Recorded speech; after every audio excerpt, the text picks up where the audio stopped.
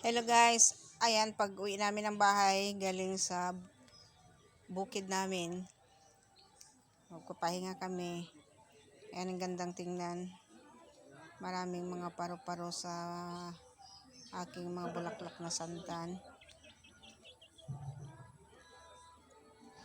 Masarap sa pakiramdam guys, habang tinitingnan mo sila na lumilipad-lipad. Ayan sila guys, minsan isa, minsan dalawa, at ngayon tatlo yan sila. Kasi maraming bulaklak. Ayan oh. Ayan sila guys oh. Tingnan nyo ang sasaya nila. Lalo na pag mainit ang panahon. Ganyan sila. Dumadapo sila dyan sa masantan kasi marami sila nakukuha na mga nektar ng bulaklak na santan. Kaya hindi ko na pinuputulan guys kasi nanghihinayang ako kasi marami siyang bulaklak. Ayan, may mga manok din sa ilalim. Nagasilong ang mga manok dyan guys sa ilalim ng santan. Kaso lang minsan yung mga paru-paro hinahabol nila, hinuhuli nila, hinakain. Ayan. Maganda lang kung andyan sila sa taas, wag lang silang magpababa kasi nga huhulin sila ng mga manok. Ayan o, nakaabang lang yan sila guys o. Ayan, ang ganda talaga nilang tingnan. Nakaka-relax kahit pagod ka.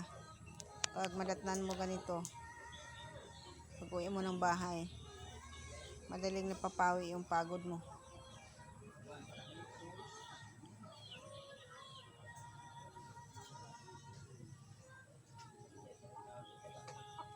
Ayan yung bulaklak na ito guys, yung tinatawag nila na kabalyero.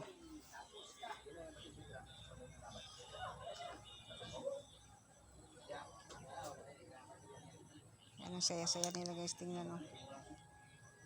Ayan o, tatlo sila.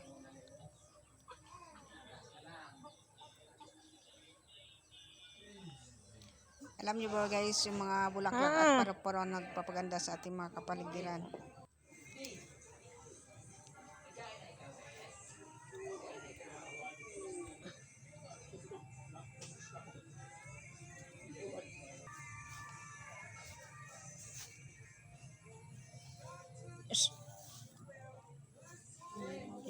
Huwag niyong kainin yung mga paru-paro ko. Yung mga manok kayo yung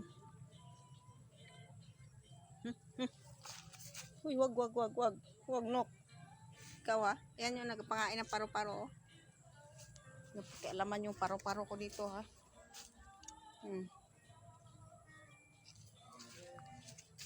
Sunod ng sunod oh.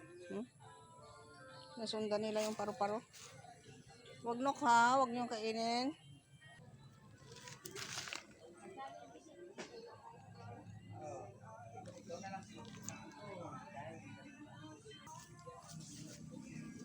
Yan, pinapahabol-habol nyo ako ha. Wag lang talaga kayo magpahuli sa manok ha. Kasi kakainin talaga nila kayo. Ha, paru-paro ha. Wag talaga kayo magpahabol sa manok. Wag kayo magpahuli.